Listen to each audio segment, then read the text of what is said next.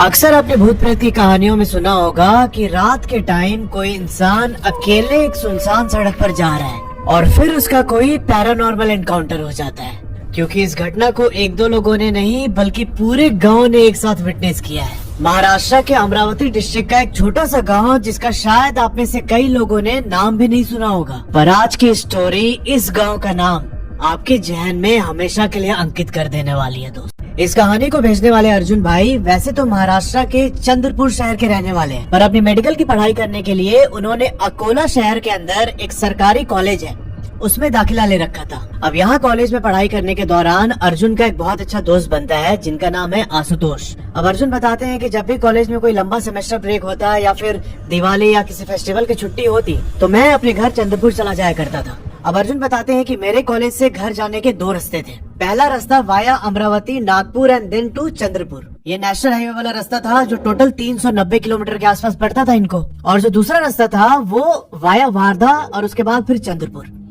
ये वाला रास्ता थोड़ा छोटा था जिसकी दूरी करीब 330 किलोमीटर थी। अब अपने करीब 5 साल के कॉलेज लाइफ में अर्जुन कई बार इन दोनों रास्तों से घर आ जा चुके थे, पर अर्जुन बताते हैं कि जो ये छोटा वाला रास्ता है वाया वारधा, ये मैं ज्यादा प्रेफर करता था। अब ऐसे ही दिन और साल बीतते गए और फाइनली 2016 में अर्जुन की डिग्री कंप्लीट हो जाती है। अब वो एक सेरेमनी होती है ना जिसमें कॉलेज के बच्चे अपनी डिग्री कलेक्ट करते हैं, तो उस सेरेमनी को अटेंड करने अर्जुन और आशुतोष इन दोनों के पेरेंट्स भी आए हुए थे कि भाई हमने बच्चे को देखेंगे ऐसे अपनी डिग्री कलेक्ट करते हुए। 5 साल से बेचारा इतनी मेहनत करके मेडिकल की पढ़ाई की है इसने, तो चलो इसको थोड़ा सा चीयर अप करते हैं। अच्छा, एक चीज और समझना कि जो ये आशुतोष लड़का है इसका भी होम टाउन चंद्रपुर के ही पास पड़ता है। तो जब आशुतोष और अर्जुन के पेरेंट्स मिले उस सेरेमनी में तो इन लोगों ने डिसाइड किया कि एक काम करते हैं, हम एक बड़ी गाड़ी लेके आते हैं, क्योंकि इनके पास सामान वगैरह था बहुत सारा, टेबल चेयर अपना बैग वगैरह। तो बड़ी गाड़ी लाके हम उसमें सामान लोड करेंगे और सामान लेके हम लोग घर चले जाएंगे चंद्रपुर की तरफ। इनके पेरेंट्स ने ये सब अर्जुन और आशुतोष से डिस्कस किया तो अर्जुन ने बोला कि हमारा लास्ट डे थोड़ा पार्टी है दोस्तों के साथ, आप लोग एक काम कीजिए, आप लोग कल निकल जाइए। मतलब आज सेरेमनी है वो डिग्री वाली और कल के दिन का प्लान हुआ कि अर्जुन और आशुतोष के पेरेंट्स एक बड़ी गाड़ी में सामान लोड करके निकल जाएंगे। और अर्जुन ने बोला कि हम लोग नेक्स्ट डे चंद्रपुर पहुंचेंगे, मैं और आशुतोष, क्योंकि इनके पास एक बाइक भी थी और बाइक छोड़ के कैसे ये लोग उस गाड़ी में जाते।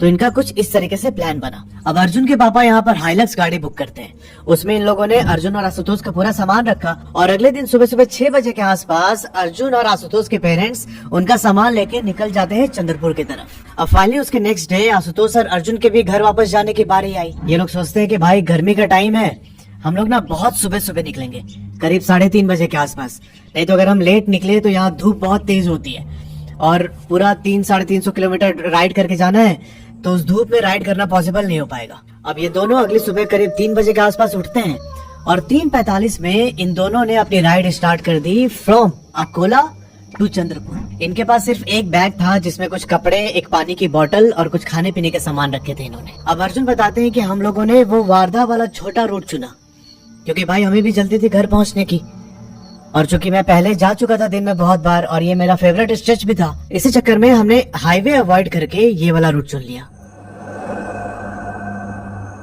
और शायद यहीं पर इनसे एक बहुत बड़ी भूल हो जाती है। जब ये लोग अकोला शहर छोड़ के नेशनल हाईवे में ज्वाइन करने वाले थे तब उस नेशनल हाईवे और अकोला वाले रोड पे एक इंटरसेक्शन है, वहीं पर एक बालाजी का मंदिर था। इन्होंने गाड़ी रोकी और वहां पर हाथ जोड़ के प्रार्थना की कि महाराज हमारी रक्षा कीजिएगा, हम बस सेफली घर पहुंच जाएं। और ये बोल के ये लोग राइड दोबारा स्टार्ट कर देते हैं। अब देखो थोड़ा सा ना रूट का लेआउट समझना। जो ये नेशनल हाईवे पे ये लोग राइड कर रहे हैं, यहाँ से आगे इनको जाना है बेलोरा। बेलोरा तक पूरा NH है और फिर वहाँ से एक लेफ्ट कट हो जाता है। उस लेफ्ट कट पे इनको 2-4 गांव पार करके वारधा पहुंचना था और फिर वारधा से रास्ता जाता था चंद्रपुर के लिए। पर वो जो हाईवे से लेके वारधा के बीच करीब 40 किलोमीटर का जो स्ट्रेच था उसमें 2 गांव पड़ने वाले थे। उन 2 गांव के नाम है अंजन गांव बाड़ी और दूसरा मालखेड़। अब इन दोनों गांव के नाम एकदम याद रखिएगा। वैसे तो इन लोगों ने 3-4 गांव क्रॉस किए थे पर ये दोनों एकदम प्रोमिनेंट गांव हैं। अर्जुन बताते हैं कि हाईवे से डिटूर लेने के बाद पहले अंजन गांव पड़ने वाला था, फिर मालखेड़ और उसके बाद और 2 गांव पड़ने वाले थे, जिसके बाद मैं पहुंच जाऊंगा वारधा और फिर वारधा से चंद्रपुर। अब यहाँ अर्जुन ने ये भी बताया कि जो ये आंगन गांव बाड़ी वाला पूरा गांव है वो ना दिन के टाइम बहुत लाइवली रहता था, बहुत चहल पहल होती थी उधर। पर अभी जब हम यहाँ पर पहुंचे तो करीब 5:15 के आसपास हो रहा था। इनको उस गांव वाले रास्ते पर एक बंदा दिखाई नहीं दिया जनरली ऐसा होता है ना कि गांव के लोग जल्दी उठ जाते हैं सुबह, पर यहाँ ऐसा सीन नहीं था। एकदम कंप्लीट सन्नाटा हो रखा है उस 400 मीटर के स्ट्रेच पे। गांव का पूरा लेंथ स्टार्ट से लेके एंड तक अगर आप उसको क्रॉस करोगे तो करीब 300 से 400 मीटर का है। पर यहाँ सबसे गौर करने वाली बात ये थी कि उस गांव के जस्ट स्टार्टिंग में 2 मंदिर थे, ऐसे ऐसे दोनों एक दूसरे को फेस कर रहे थे, और गांव के बिल्कुल एंड में भी 2 मंदिर बनाए गए थे एक दूसरे को फेस करते हुए।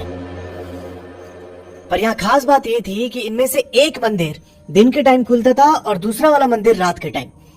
दोनों एंड पे सेम यही सीन था। जब ये लोग अपनी मोटरसाइकिल लेके गांव के बिल्कुल स्टार्टिंग में पहुंचे तब इन लोगों को मंदिर दिखाई दिया। इनको थोड़ा अजीब लगा कि यार ऐसे कैसे हो रहा है, यहाँ पे एक मंदिर बंद है दूसरा खुला हुआ है। पर फिर भी ये लोग उधर के जाते हैं। जो मंदिर खुला हुआ था वहां पर हाथ जोड़ा इन्होंने, हाथ जोड़ के वापस बाइक पर बैठे और उस गांव को क्रॉस करने लगे। अब अर्जुन तो कई बार इस गांव को क्रॉस करके गया है, पर भाई साहब वो टाइम दिन का होता था। आज पहली बार अर्जुन रात के समय इस रास्ते पर निकला था। अर्जुन ने मेल में लिखा कि उस पूरे रास्ते पर एक भी लाइट पोल नहीं था, पूरा घनघोर अंधेरा हो रखा है एकदम। आशुतोष ने पीछे बैठ के जीपीएस ऑन किया हुआ था।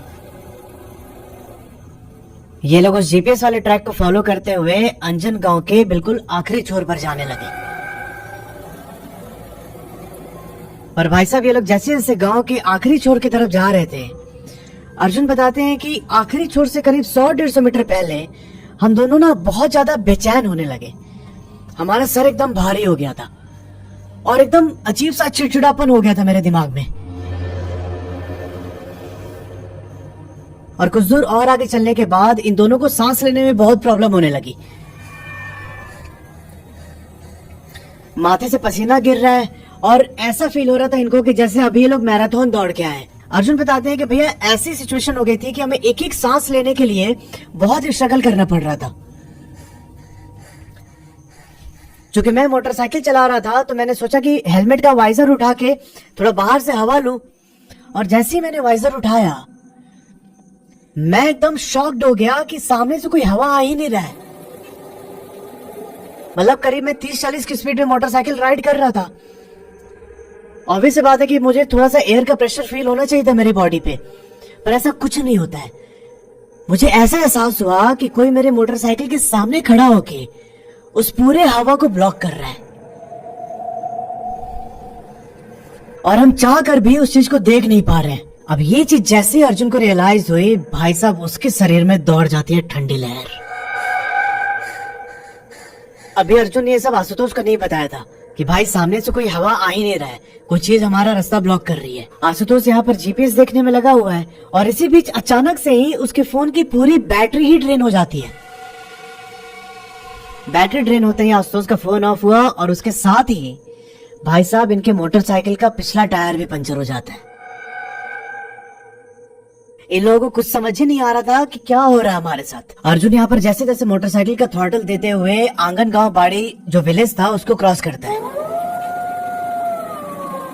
और इसी बीच आशुतोष की नजर अपने हाथों पर जाती है। इसके दोनों हाथ एकदम व्हाइट हो चुके हैं। ऐसा होता है ना कि जब बॉडी को ऑक्सीजन ना मिल रही हो तो स्किन कलर पूरा व्हाइट होने लगता है, ब्लड सर्कुलेशन प्रॉपर नहीं होती है।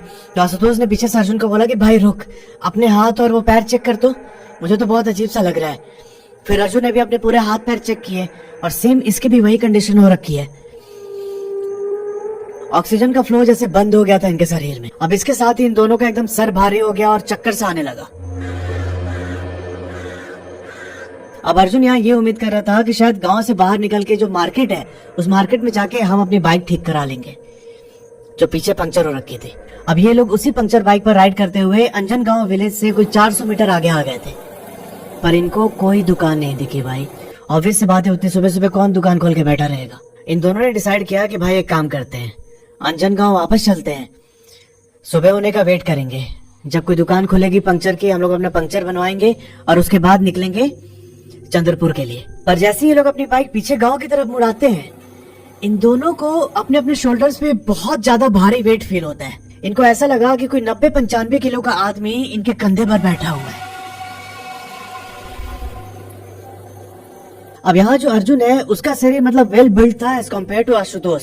आशुतोष थोड़ा सा पतला दुबला लड़का था। अब आशुतोष ने अपनी बॉडी के ऊपर जैसे ही वो वेट फील किया, ये अर्जुन के पीठ में अपने उंगली के नाखून घुसाने लगता है और नाखून घुसाते हुए बोलता है कि भाई मेरे कंधे पे कोई बैठ गया है, मुझसे बर्दाश्त नहीं हो रहा है।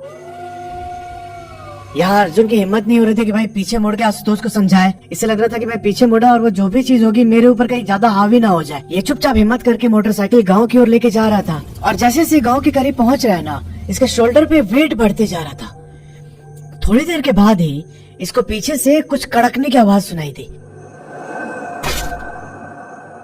अर्जुन यहाँ पर अपनी मोटरसाइकिल के मिरर में देखता है तो इसने पाया कि भाई आशुतोष के सर से बहुत ज्यादा ब्लीडिंग हो रही है।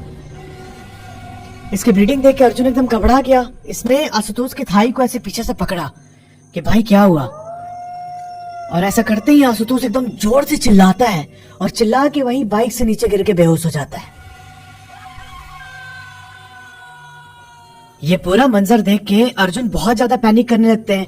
ये बताते हैं कि मेरे चेहरे के सामने एकदम मेरे पेरेंट्स का फेस आ रहा था कि अब मैं शायद यहाँ से जिंदा नहीं लौटूंगा और वो लोग मेरी डेड बॉडी को देख के बहुत रो रहे होंगे, और ये सारी चीजें अर्जुन इमेजिन करने लगा। अभी अर्जुन अपनी मोटरसाइकिल लेके गांव के बिल्कुल आखिरी छोर से करीब 200 मीटर की दूरी पर था और जैसे जैसे गांव की ओर अप्रोच कर रहा है ना, इसके शोल्डर पर जो वेट था वो बहुत ज्यादा बढ़ते जा रहा है। अर्जुन का पेन एकदम अनबियरेबल हो रहा था। और इसी दौरान इसे जो गांव के बिल्कुल एंड में जो एक टेम्पल था, मैंने बताया था कि 2 टेम्पल, एक खुला होता है दिन के टाइम और एक रात के टाइम, तो उस टेम्पल के पास से ना इसे एकदम बहुत फेंट सी लाइट दिखाई दी। वो लाइट अर्जुन की तरफ ही आ रही थी। अर्जुन उस लाइट को देख के एकदम जोर जोर से रोने लगता है और हाथ जोड़ के भगवान से प्रार्थना करने लगता है कि प्लीज हमें बचा लीजिए। उस समय अर्जुन का एड्रेनलिन एकदम पंप हो रखा था। ये अपनी मोटरसाइकिल पूरा थ्रॉटल लेते हुए सीधा गांव के अंदर घुसने की कोशिश करता है। अर्जुन बताते हैं कि जैसे ही मैं उन 2 टेम्पल्स को क्रॉस करके गांव के अंदर घुसा, मेरी मोटरसाइकिल रोड साइड एक पिलर से क्रैश हो जाती है और उस क्रैश की आवाज बहुत ज्यादा लाउड थी। मैं जमीन पर गिरा और मुझे रियलाइज हुआ कि मेरे शोल्डर पर अभी तक जो भी वेट था वो सब रिलीज हो गया और बहुत तेज पेन हो रहा है मेरे दोनों कंधों में। अब इस मोमेंट पर जब गांव के अंदर दोनों जमीन पर गिरे हुए हैं, तब अर्जुन का ध्यान उस गांव में जो घर बने हुए थे उस घर के विंडो पे गया।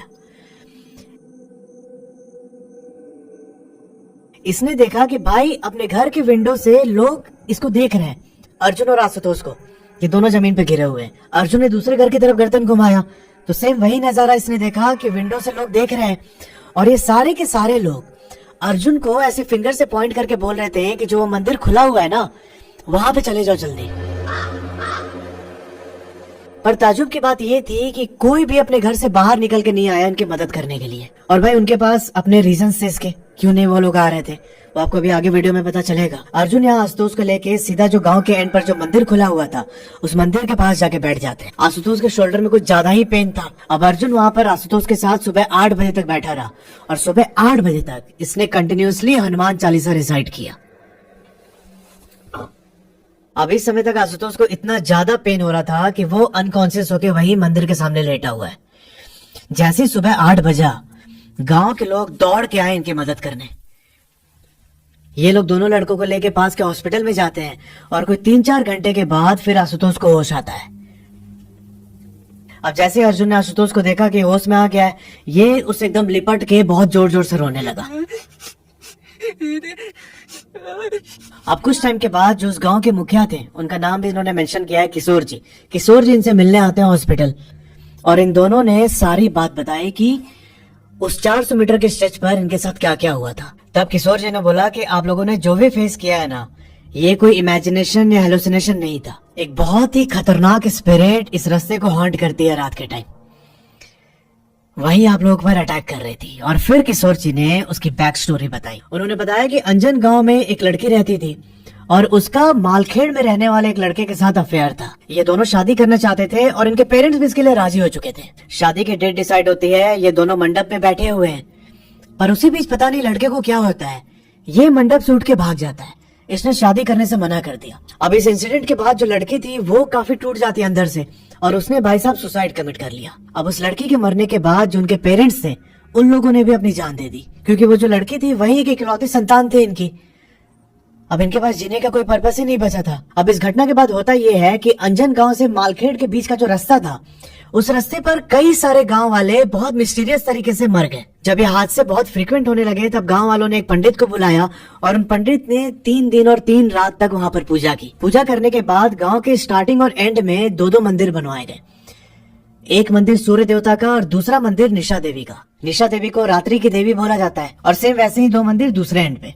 तो इसका कॉन्सेप्ट ये था कि दिन के टाइम सूर्य देवता का मंदिर खुला रहेगा, वो इस पूरे रास्ते पर लोगों की रक्षा करेंगे, और रात के टाइम निशा देवी का मंदिर खुला रहेगा और वो सेम काम करेंगे जो सूर्य देवता दिन के टाइम करते हैं। फिर किशोर जी ने बोला कि तुम लोगों ने पक्का रात को निशा देवी के मंदिर के सामने हाथ जोड़े होंगे और इसी कारण से तुम लोग बच पाए हो, नहीं तो भाई वो स्पिरिट इतनी ज्यादा खतरनाक है कि कोई चांस ही नहीं था कि अकेले इस रास्ते पर रात को क्रॉस कर रहे हो और तुम जिंदा बच जाओ। उसके बाद ये दोनों रिकवर होते हैं, बाइक का पंक्चर बनवाते हैं और फटाफट अपनी बाइक पर बैठकर अपने घर चंद्रपुर के लिए निकल जाते हैं।